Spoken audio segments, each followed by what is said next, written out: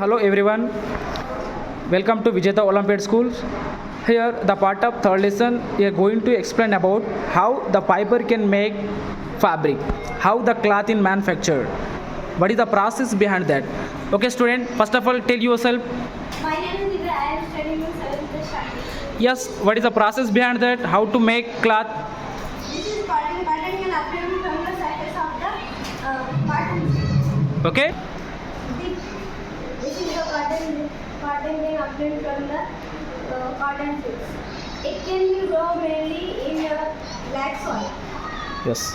The black soil located mainly in Punjab, Haryana, Gujarat, Madhya Pradesh and Telangana.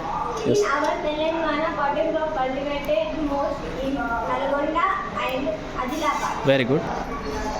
The separation of cotton wool from the cotton is known as ginning.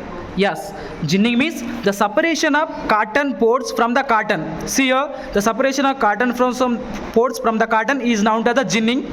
Yes, the number of ginning factories are located in our Bainsa town area. Because of the here nearby in our Bainsa, black soil is available. Okay, next. What is? The making of yarn from the